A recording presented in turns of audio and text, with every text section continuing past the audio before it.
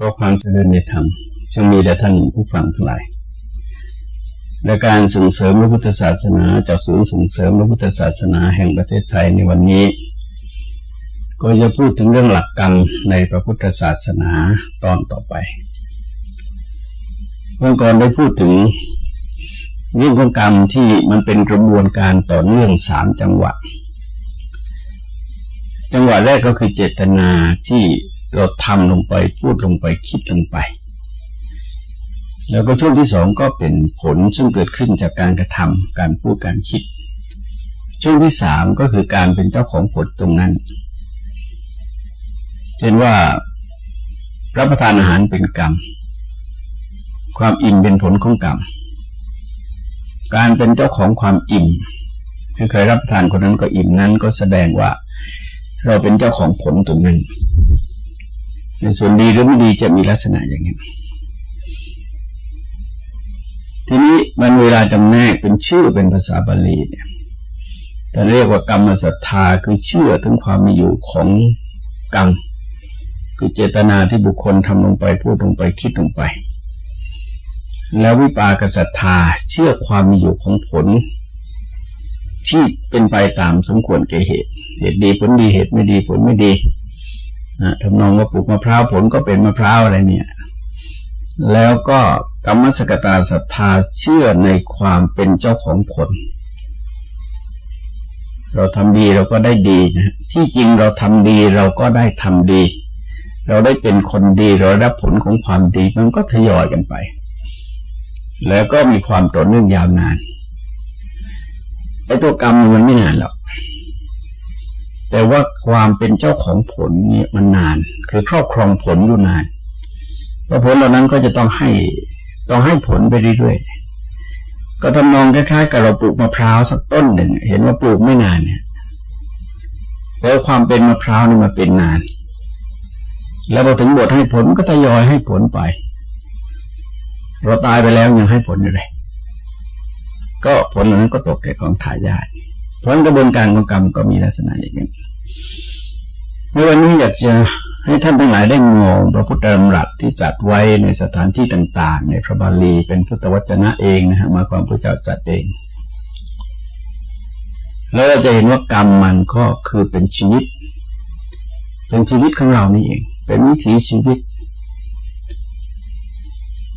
ข้อแรกว่ากรรมังสเตวิภัชติยดีดังหีนปณิตายะ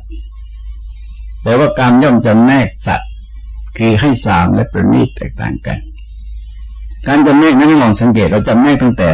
สกุลที่เราเกิดครอบครัวที่เราเกิดสถานที่ที่เราเกิดรูปร่างหน้าตาลักษณะพื้นฐานจริตอัธยาศัยความโน้มเอียงทั้งหลายมันแบ่งหมดมาเลยโลกจริงไม่มีใครที่มีแบบพิมพ์เดียวกันคือเหมือนกันทุกกรณีไม่มีเลยเพราะว่ารายละเอียดของกรรมมันไม่เหมือนกันแล้วก็ทำนองคล้ายๆกับนักเรียนเรียนหนังสือเรื่องเดียวกันชั่วโมงเดียวกัน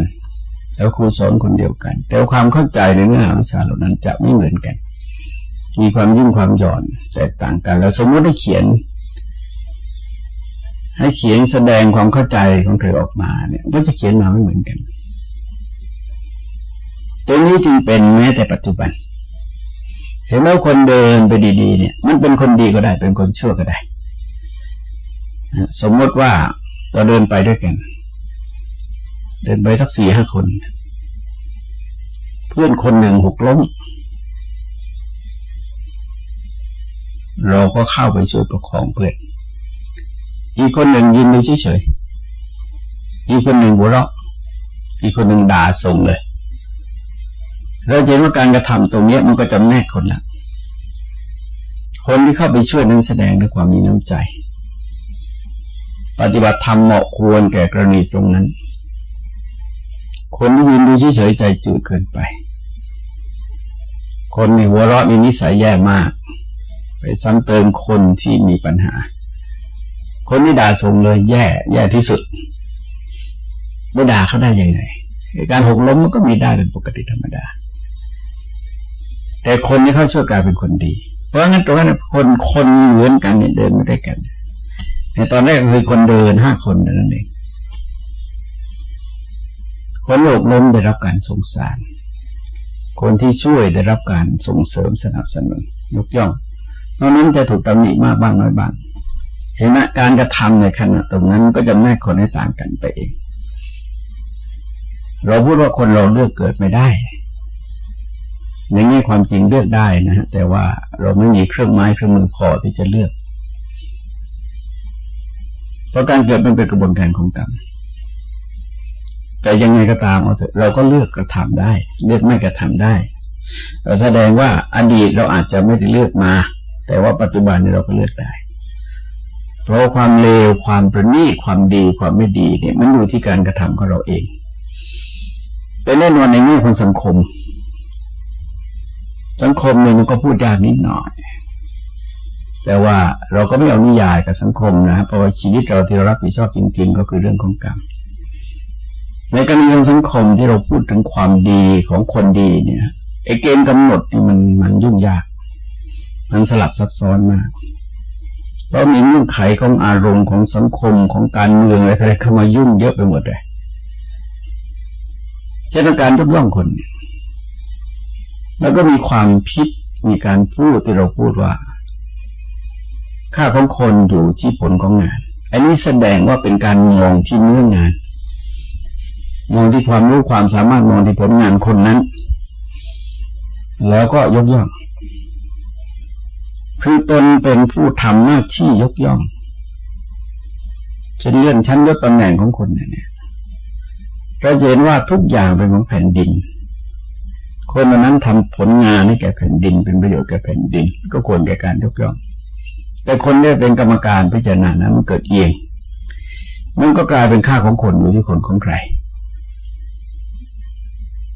ทีนี้จะยุ่งเลยเราจะเห็นว่าถ้าสมมติเราจะตรวจข้อสอบมันจะยุ่งทันทีเลยมันไปดูที่คนไม่ได้ดูที่การกระทำไม่ได้ดูที่คำตอบแต่ไปดูที่ใครตอบมันก็มีปัญหา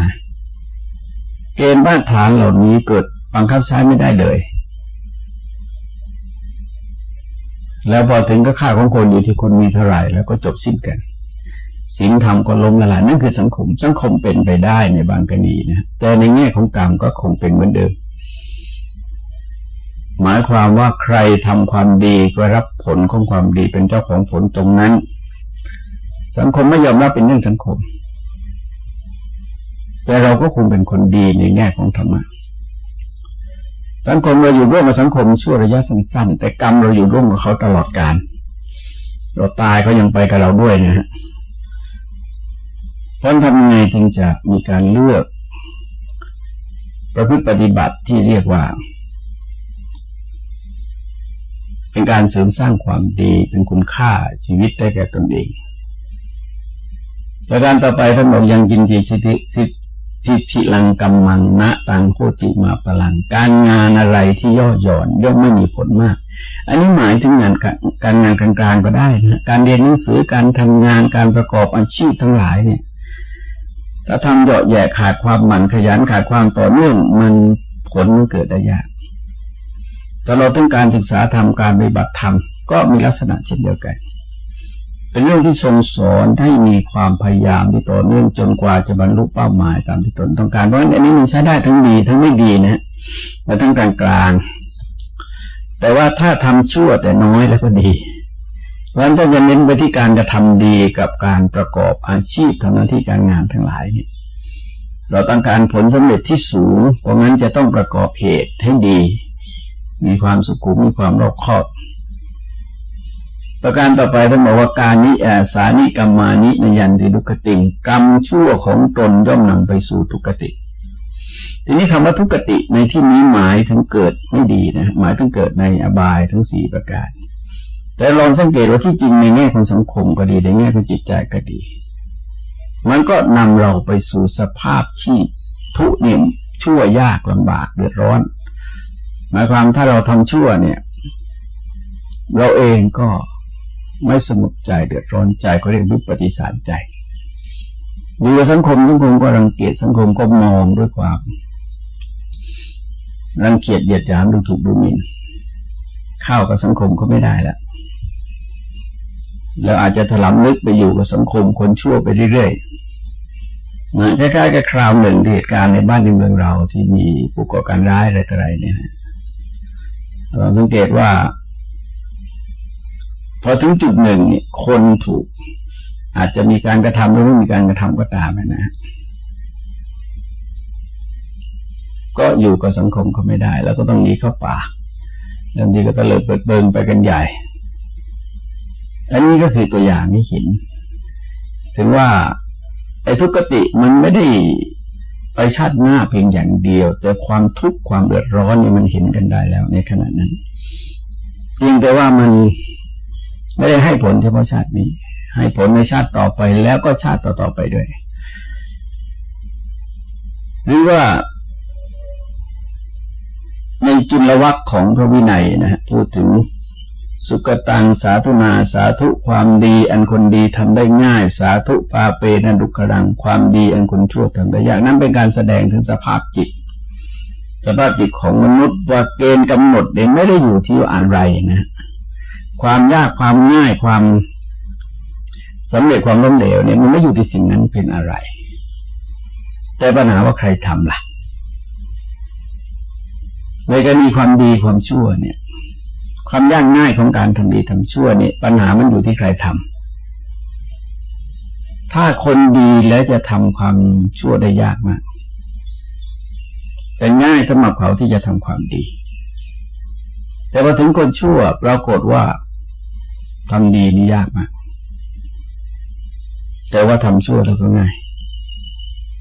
มันก็เหมือนกับเอาอย่างนี้นะเช่นว่าชาวนากับด็อกเตอร์ทางรัฐศาสตร์เนี่ยสมมติว่าจะทำอะไรจะอธิบายหลักรัฐศาสตร์เลยมันก็ง่ายสำหรับด็อกเตอร์แต่จะอธิบายวิธีทำนาเลยมันก็ง่ายสำหรับชาวนาหรือคนที่ไม่คนดื่มเหล้าจะเกณฑ์ให้คนดื่มเหล้าไปดื่มเหล้านี่มันยากแต่ถ้าคนที่คอเหล้าอยู่แล้วเนี่ยแม้พอเห็นเหล้าแกก็เมาแล้วอันนี้คือมันง่ายยากมันก็อยู่กับพื้นจิตใจของคนแล้วโดยเฉพาะอย่างยิ่งก็คือความสำนึกสำเนียกของคนเหล่านั้นในแง่ของความเป็นคุณเป็นโทษเนี่ยเพราะคนดีนี่ก็จะฝ่ายดีเป็นพื้นในสังยุตตนิกายเทวดามากราบทูลถามพระพุทธเจ้าว่าจะรู้ได้ยังไงว่าคนจะเป็นคนเสื่อมหรือว่าจะเจริญพระเจ้ารับสั่งว่าคนจะเสื่อมก็รู้ได้ง่ายคนจะเจริญก็รู้ได้ง่ายคือผู้ใดใคร่ธรรมคือพอใจยินดีในธรรมะเนี่ยก็เป็นผู้เจริญผู้ใดชังธรรมรังเกียจธรรมก็เป็นผู้เสื่อมธรรมตรงนี้หมายถึงความดีนะฮะหมายถึงความดีหรือสิ่งที่ดีทั้งหลาย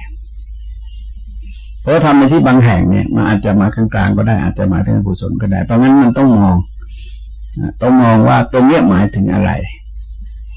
อย่างได้เคยบอกท่านทั้งหลายในเมื่อพูดถึงเรื่องธรรมกายนะฮะว่าคำนี่มันน้อยแต่ว่าสาระของธรรมะนี่มันมากเพราะฉะนั้นก็ต้องบัญญัติศัพท์ขึ้นแล้วบางทีมันก็ทับศัพท์ออกไปใช้ในระดับที่มีความเข้มข้นแตกต่างกันออกไปก็ชื่อเหมือนกัน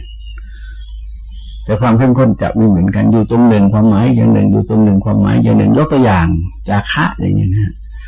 จาคะนี่ความหมายสูงสุดนี่เป็นชื่อของนิพพานเลยเป็นไวยพจน์ของนิพพานคือคำใช้แทนนิพพาน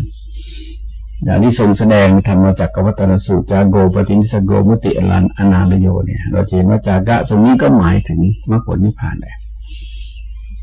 แล้วจาคะบางอย่างเนี่ยหมายถึงการสละให้ปันบางจุดก็หมายแค่การสละให้ปัน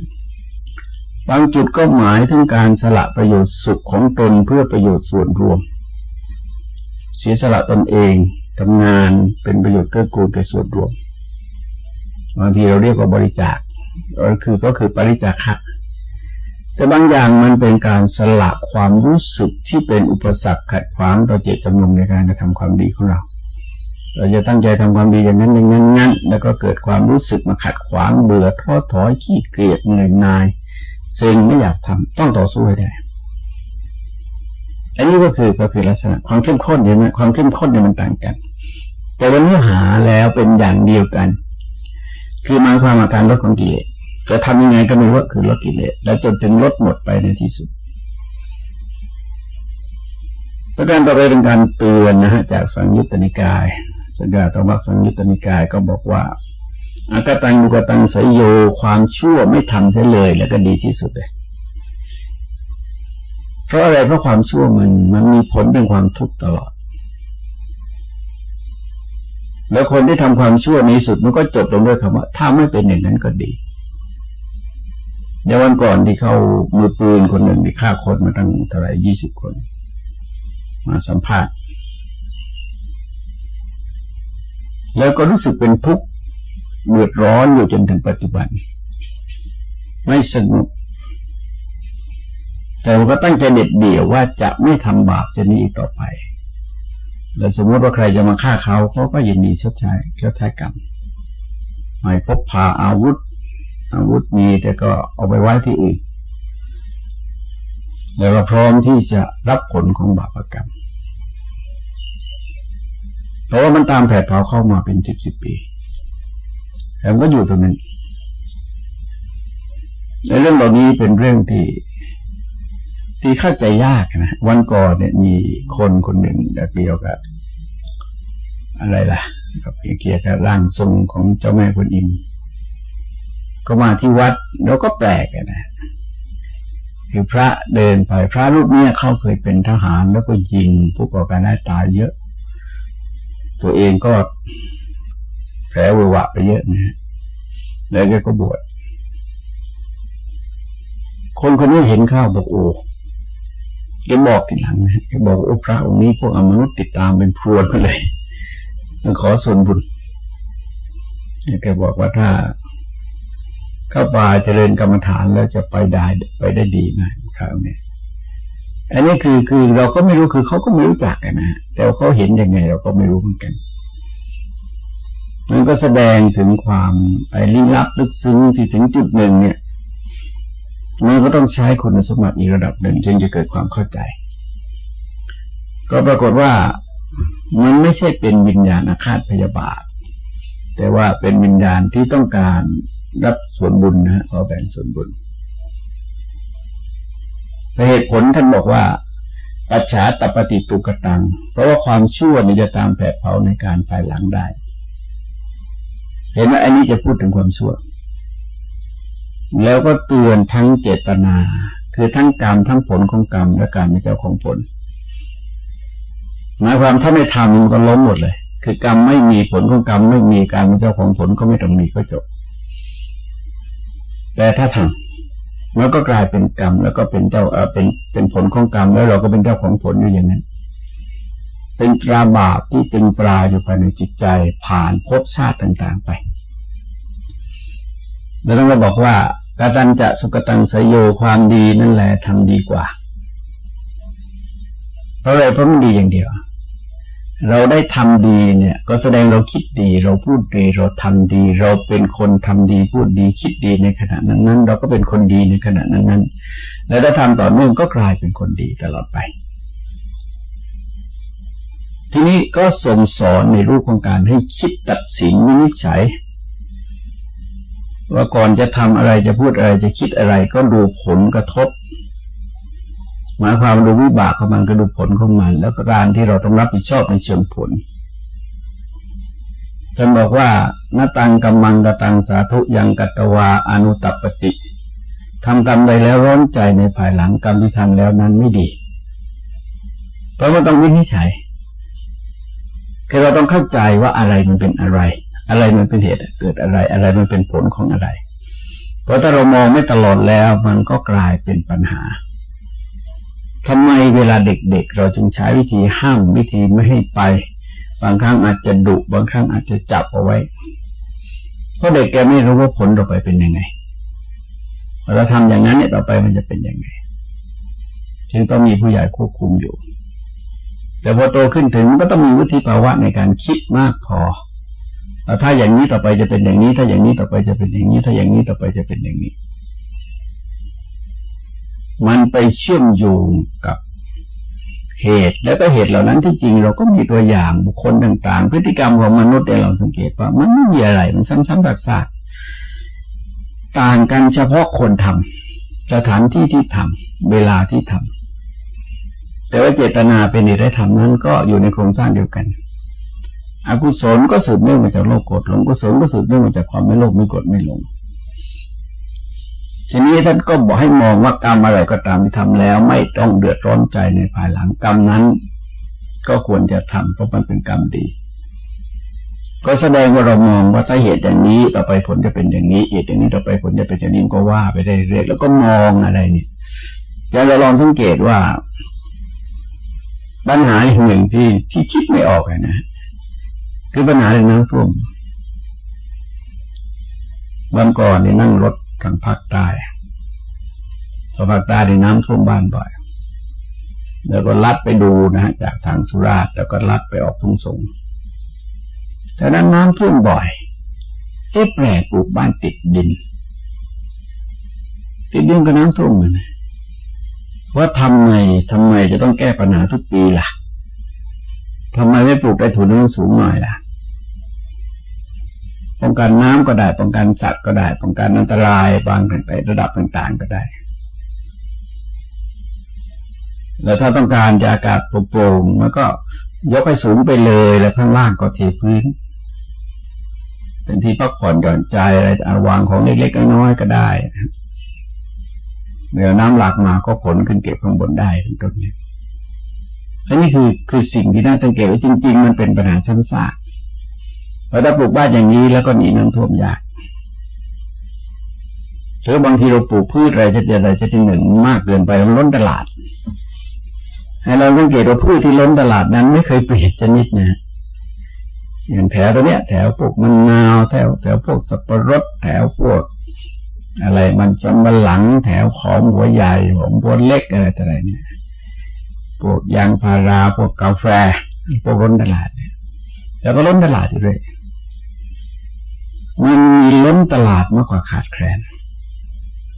มันก็จะมีความเสี่ยงสูงแต่เราก็ไม่ได้มองถึงความต่อเนื่องไม่ได้ใช้กรณีเหล่านี้เป็นกรณีศึกษาแล้วก็สำรวจระวังคืองดเว้นหรือว่ากรณีบางอย่างที่ว่ามันเสี่ยงน้อยแล้วก็โอกาสจะประสบความสำเร็จสูงมันก็มีให้ศึกษาทั้งสองกรณีแต่เมื่อไม่ได้มองไม่ได้ศึกษาค้นคว้าไม่ได้ติดตามปัญหาความขัดแย้งระหว่างเหตุกับผลมันก็เกิดขึ้นได้ๆคือหมายความเราต้องการผลดีแต่เราไม่ฉลาดในเหตุคือประกอบเหตุที่ไม่ดีในสุดมันก็เดือดร้อนความเดือดร้อนก็ตามมาไปแล้วภายหลังแต่ทีนี้ถ้าเราประกอบเหตุดีแล้วก็เป็นอันหวังได้ว่าความดีจะบังเกิดขึ้นติดตามมาก็หมายความจะมีความสุขเป็นผลก็สู่ตายตัวเพียงแต่ว่าต้องมองให้เป็นระบบกันนั่นเองเวลาสื่อสารต่างๆเอกสารวิชาการต่างมันช่วยเสริมเยอะเราก็ไม่ต้องคิดอะไรมากได้ทั้งไปนะสามารถที่จะศึกษาเอกสารจากแหล่งต่างๆตามทุกคนกรณีของกิจการงานที่เราจะต้องจัดจะต้องทำต้องฟังทั้งหลายรายการส่งเสริมพระพุทธศาสนาจากศูนย์ส่งเสริมพระพุทธศาสนาแห่งประเทศไทยในวันนี้ขอยุติไว้ในเวลาเพียงเท่านี้ที่สุดนี้ขอความเจริญงอกงามไพบูลย์ในธรรมจงมีแด่ท่านผู้ฟังทั้งหลายโดยทั่วกันสวัสดี